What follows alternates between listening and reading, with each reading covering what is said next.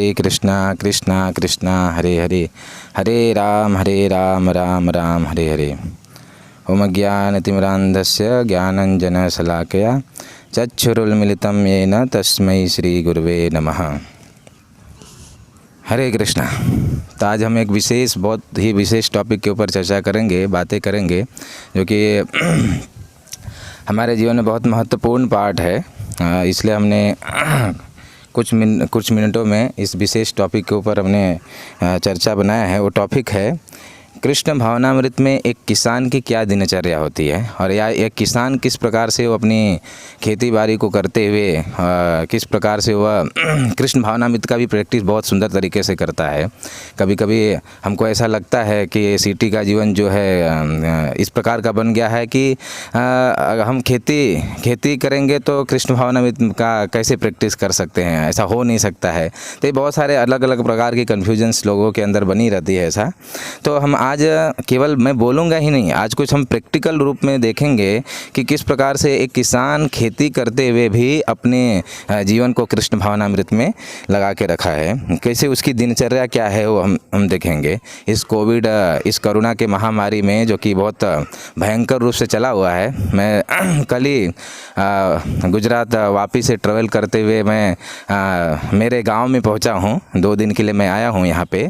तो यहाँ पे मुझे जब ये वापस से निकला तो रास्ते में इतना, बॉम्बे एयरपोर्ट के बीच तक के रास्ते में इतना चेकिंग हुआ कि इस प्रकार से इसको रोक तो नहीं हुआ है, इत्यादि इत्यादि अनेक इन्फॉर्मेशन लेते हुए ट्रैवल करने की समय परमिशन है, क्योंकि ये महामारी इतना भयंकर रूप से फैली हुई है।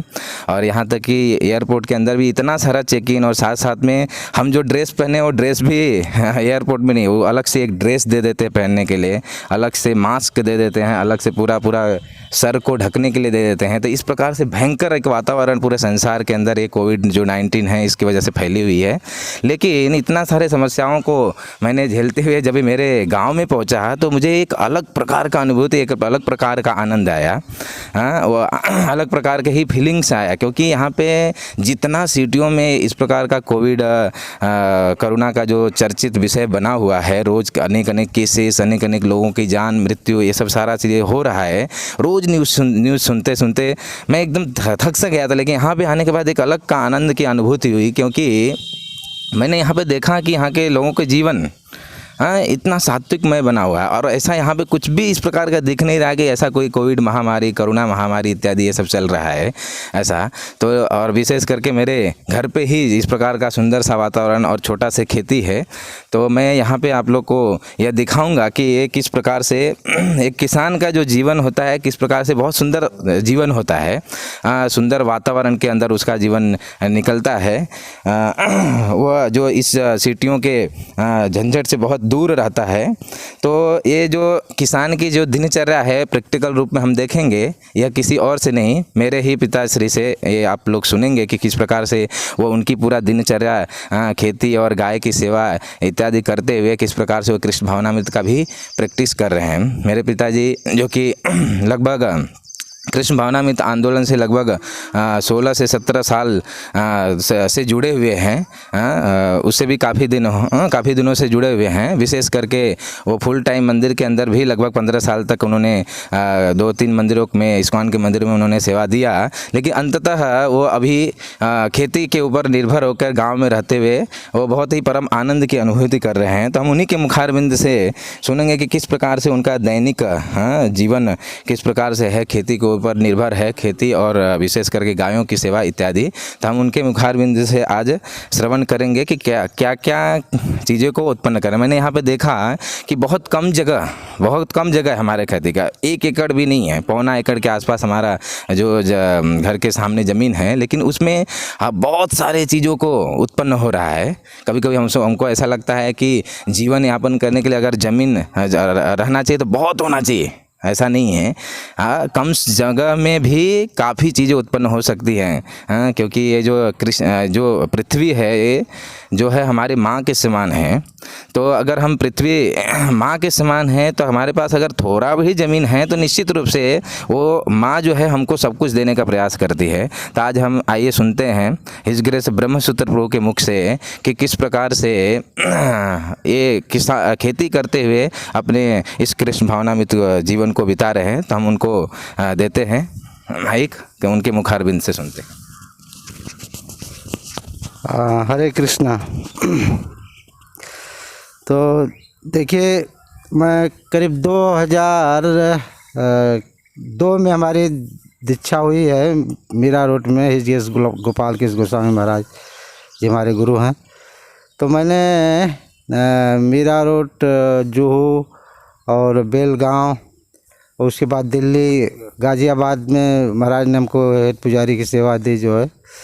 तो मैंने 12 साल गाज़ियाबाद में सेवा किया। फिर हमारा थोड़ा हार्ट का प्रॉब्लम हुआ, इसलिए मैंने गुरु महाराज से रिक्वेस्ट किया। 2 बच्चे थे, दोनों को मैंने गुरु महाराज के शरण में दे दिया। और मैं अभी पूर्ण रूप से जो है घर पर अपना एक छोटा सा मंदिर बना करके घर में ही, और 2 गायें रख करके मैं अपना, थोड़ी खेती है 1.25 एकड़, तो इसमें हम जो खेती हमारी, इसको हम कभी खाली नहीं रखते हैं। इसमें हमने देखिए इस समय जो है पूरा खेती जो हमारी एकदम पूरा हरा भरा दिख रही है। इसके पहले तो पूरा सूखा का मौसम था, लेकिन हमने एक छोटा सा समरसेबुल लगाया है। और ये मकाई की खेती सामने देख रहे हैं, मकाई की खेती कितनी हरी भरी है। शिल प्रभुपाद जी कहते हैं अगर एक गाय है किसान के पास, तो भी एक गाय से ही अपना जीविका चला सकता है। उसके गोबर मूत्र का सब कुछ उसका उपयोग किया।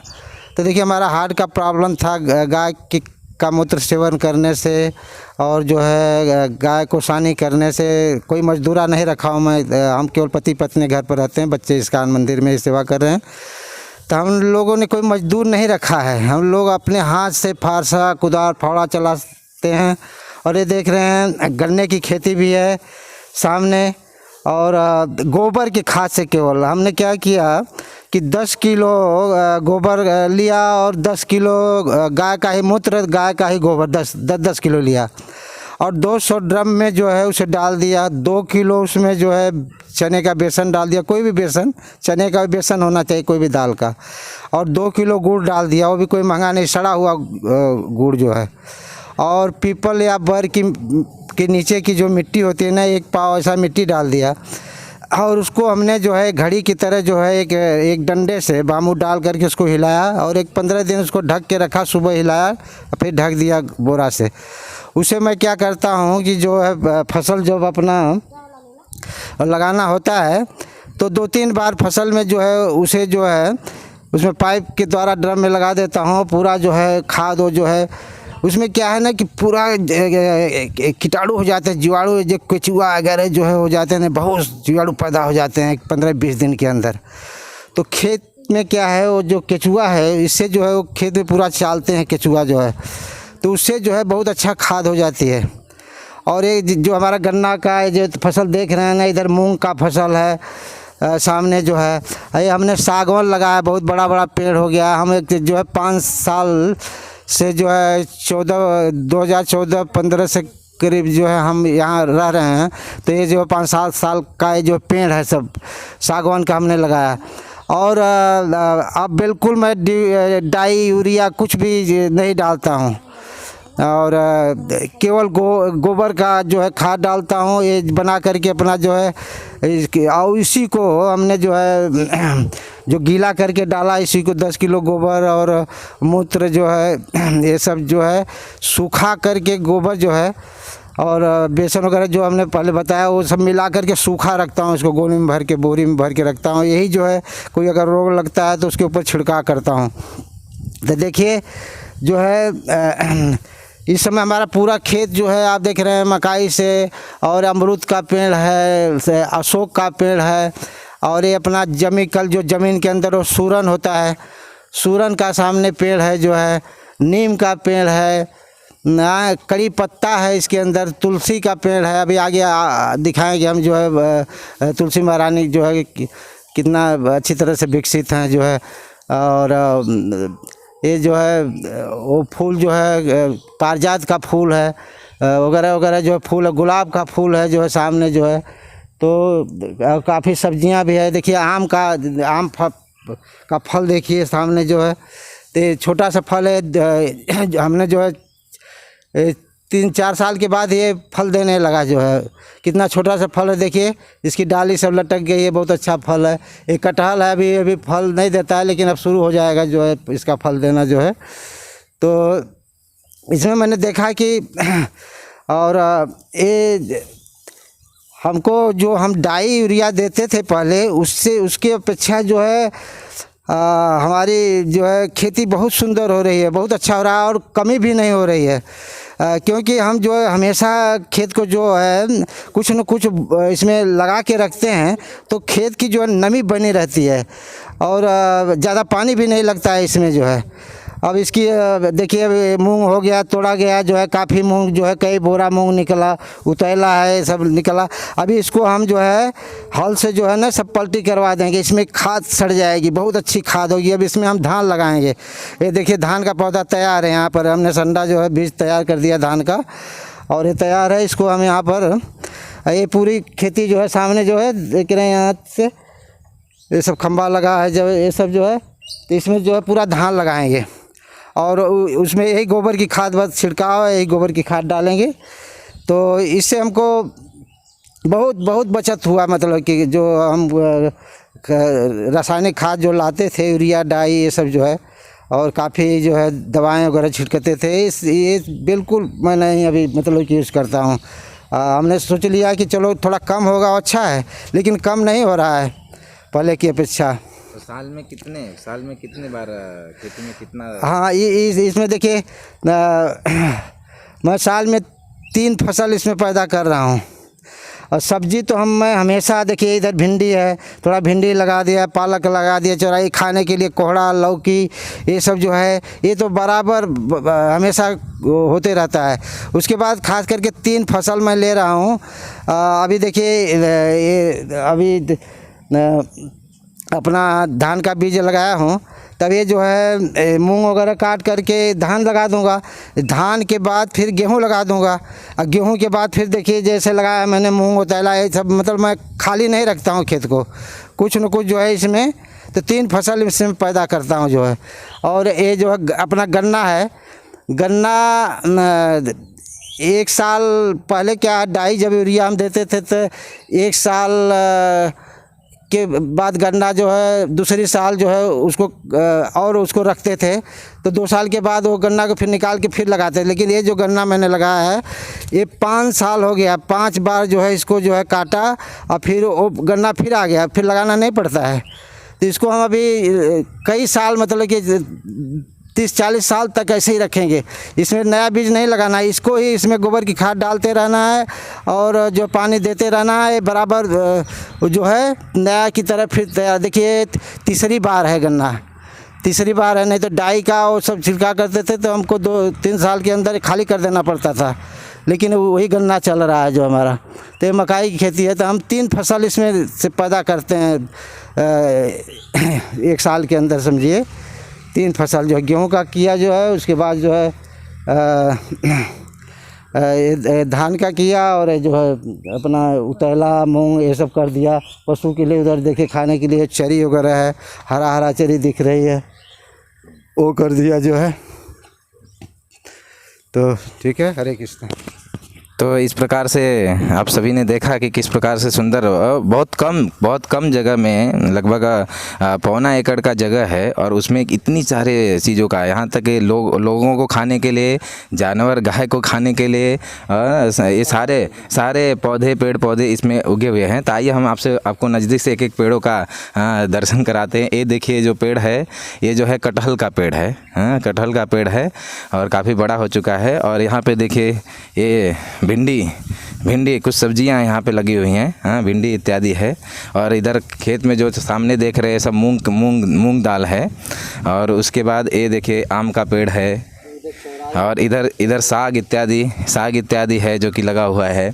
और उसके बाद इधर काफ़ी पेड़ है, अमरूद के पेड़ है, कुछ भगवान के लिए फूल इत्यादि के सारे पेड़ लगाए गए हैं। और कुछ सब्जियों में सूरन इत्यादि, उन सब्जियों को भी साइड में लगाया गया है। और इस प्रकार से ये जो देख रहे हैं आप लोग, ये सब अभी धान के जो है बीज को लगाया गया है। अभी इसी को निकाल कर वापस उस खेती में इस्तेमाल होगा, जो कि अभी जहाँ पे मूंग दाल लगा हुआ है वहाँ पे ये इस्तेमाल होगा। और यहाँ पे साथ साथ में आप देख सकते हैं कि ये जो बड़े बड़े पौधे दिख रहे हैं, ये जो है मक्का का है, मकई का पेड़ लगे हुए हैं इत्यादि। तो काफ़ी कम जगह में बहुत सारे चीज़ों को जो हमारे दैनिक जीवन में इस्तेमाल होती हैं, उन सारे चीज़ों को यहाँ पे उगाया गया है। तो और ये जो बड़े बड़े जो पेड़ देख रहे हैं आप, ये साग के पेड़ हैं, जो कि साग की लकड़ी का इस्तेमाल मंदिर इत्यादि में जो होता है। काफ़ी पेड़ है, बहुत बड़े हो चुके हैं। आज से लगभग 5 साल पहले हमारे मंदिर से काफ़ी भक्त लोग यहाँ पे आए थे, हम प्रोग्राम इत्यादि किया करते थे।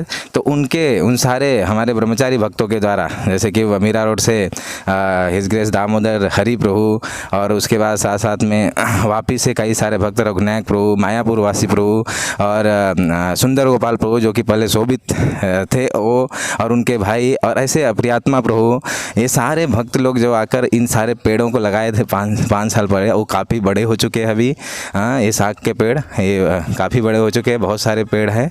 तो इस प्रकार से हमने देखा कि किस प्रकार से ये छोटी सी जगह में लगभग 1.25 एकड़ का जो जगह है, इसमें किस प्रकार से बहुत सारे चीज़ों का उत्पन्न हो रहा है। तो और साथ साथ में ये सारे चीज़ें करते हुए वो बहुत सुंदर तरीके से सुबह से शाम तक लेकर अपने कृष्ण भावनामृत का भी प्रैक्टिस बहुत सुंदर तरीके से करते हैं। तो नेक्स्ट हम आगे भी मिलेंगे कुछ वीडियो के साथ, जो कि हम यहाँ पे गौ सेवा भी होती है, तो गाय को भी सेवा करते हैं मेरे पिताजी। तो हम उसकी गायों का भी दर्शन अगले नेक्स्ट वीडियो में हम कराएंगे। हरे कृष्णा कृष्णा कृष्णा हरे हरे, हरे Ram Ram Ram Hare Hare. Subscribe and share करें हमारे YouTube चैनल को और बेल आइकन दबाइए नए आध्यात्मिक वीडियोस की अपडेट्स रोजाना पाने के लिए।